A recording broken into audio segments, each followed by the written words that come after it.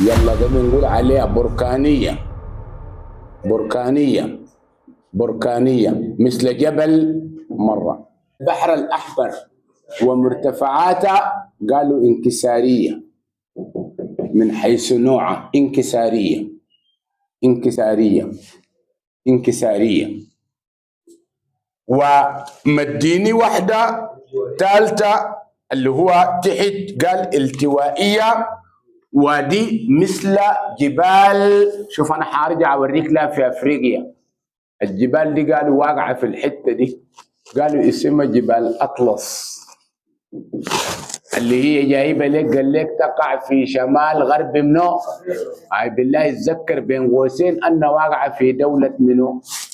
المغرب، تبع المغرب، دولة المغرب. جبال لو قال لك بركاني بتقول جبل مرة، لو قال لك انكساري بتقول البحر، ولو قال التوائي بتقول جبال أطلس. ثلاثة. آخذ مثال لكل واحد.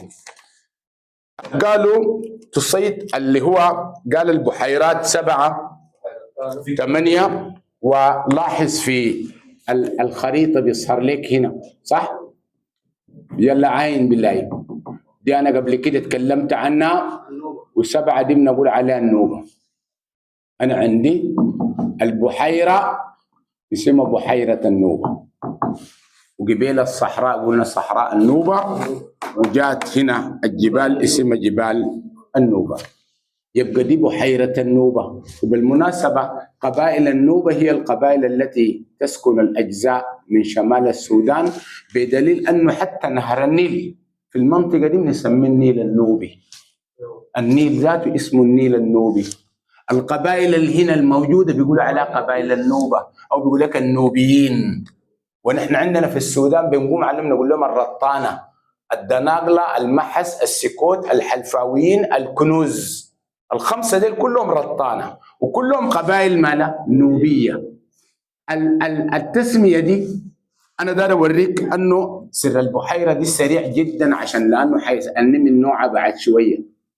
قال الآتي: البحيرة دي أساسا الناس المصريين ديل قاموا بنوا هنا السد منه العالي، بنوا السد العالي. السد العالي قال غرق المناطق دي والمياه، ونحن بالذات عندنا مدينة مشهورة جدا، مدينة حلفا، تأثرت. وحلفا ست الاسم لأنه حلفا القديمة اللي تم تهجير أهلها من المنطقة دي إلى منطقة حلفا الجديدة في خشم القربة، وكان ذلك في فترة اللي هو الرئيس عبود، ويمكن دفع مبالغ ثمن بخس، والخسائر كانت كبيرة لأنه كان فيها تهجير لقبائل.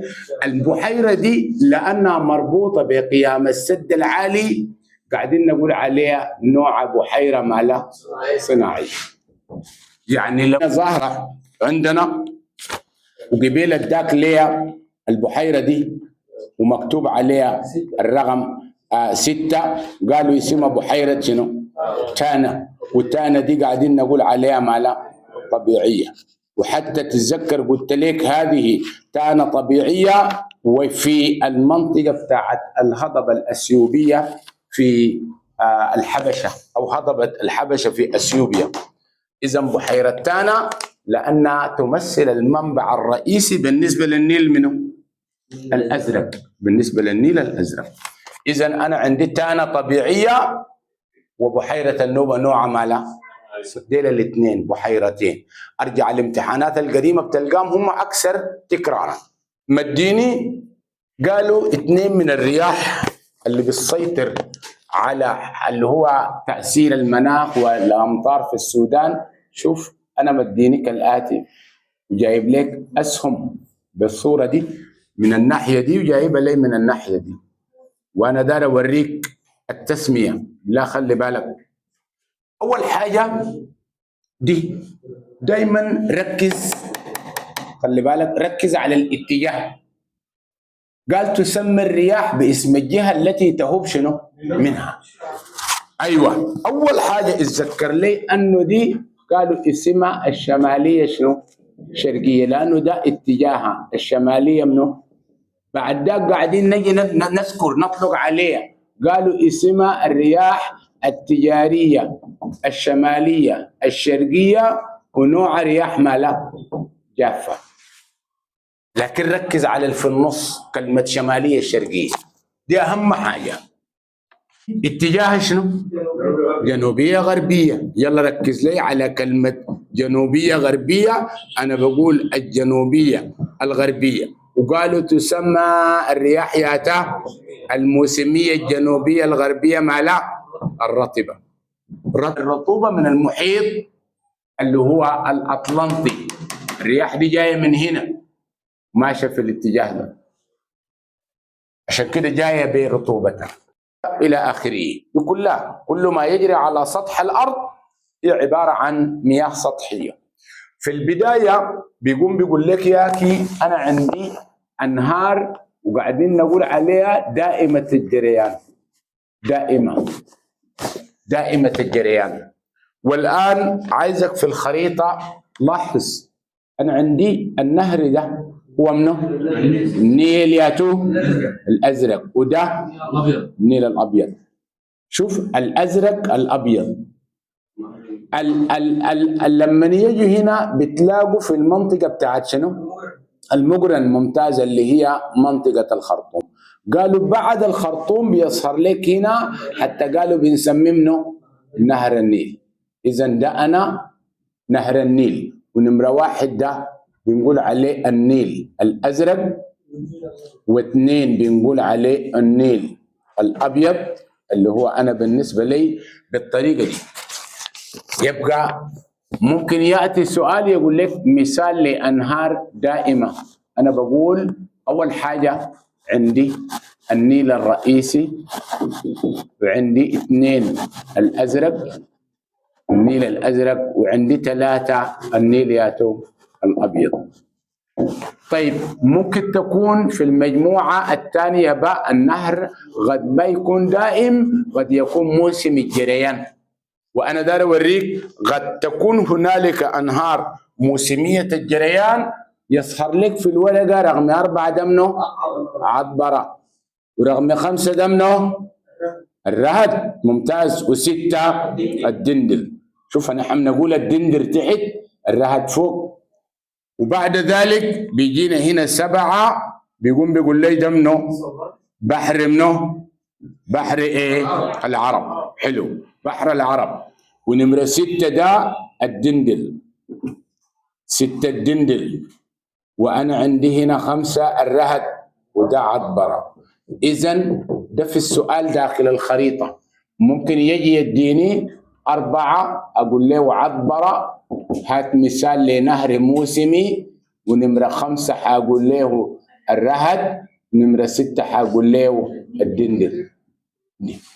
جيم المجموعة الثالثة قال لي عندي بعض الخيران الفصلية وخور فصل الجريان. أنا عايزك تتابع وعاين في الخريطة بيظهر عندنا الاثنين ديل واقعات في شرق السودان. وقام قال لي 7 ده قالوا اسمه خور بركة، سوري هو 8 خور بركة، و9 القش خور القش، والاثنين في شرق السودان. بعد ذلك بيظهر هنا في مناطق كردفان الرهد وأم روابة وغير هذه المناطق. بيقول لك رقم 10 وده خور أبو حبل في مناطق كردفان ما بين شمال وجنوب كردفان في تلك الأراضي. في السؤال الآخر وقام قال لي ده إذا كانت في المجموعة باء، وأنا بقول لي هذه الخيران اللي مذكور أن يقول لك خور فصل الجريان. نمرة 8 خور بركة، ونمرة 9 خور القش، ونمرة 10 خور أبو حبل. خور أبو حبل. بيجي المجموعة الثالثة والأخيرة دال، وقام قال لي هذه الأودية وبنقول عليها أودية جافة، واللي كانت يوما ما تصل المياه بتاعتها إلى النيل وأنا داير أذكرك بثلاثة مجموعات مهمة. لاحظ معي في الخريطة بيظهر عندي الشكل عشان تكون حافظة. شوف بالطريقة دي. أول حاجة ده بكون جاي بخط اللي هو رأسي عمودي، وده مايل الاثنين جنب بعض، وبيظهر عندي أنا 11 ده قالوا وادي اسمه وادي المقدم. 11 المقدم. 12 بيجي هنا وادي منو؟ الملك. و13 ده قالوا اسمه وادي هور أو وادي هور أو هور. ممكن تكون واو ألف راء، ممكن تكتبها هور وتعمل لها شدة. وادي هور الملك، وادي الملك، وادي المقدم. 3 أودية جافة، 11 المقدم، 12 الملك، و13 هور. مهمة جدا دي بالنسبة لهذه الأودية. قبل لاقتنا عرضا، لكن الآن في تعريف. قبل كده أنا ذكرت عليك في خطوط الكنتور، قلت لك في حاجة اسمها خط تقسيم. منه خط تقسيم، وقلنا هو المنطقة منه مرتفعة التي تفصل بين حوضين نهرين أو أكثر. ده التعريف ده لقانا في الكنتور. والآن أنا دار أطبقه لك هنا في خريطة السودان.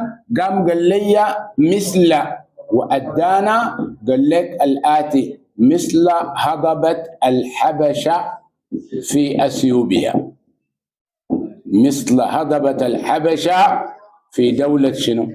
اثيوبيا. دي دار اوريك حاجة واحدة الآن: بركة، القاش، عطبرة، الرهد، الدندر، النيل الأزرق، الستة السبعة ديل معاهم الصوبات كلهم بينبعوا من منطقة واحدة، بيجروا في اتجاهات شنو؟ مختلفة.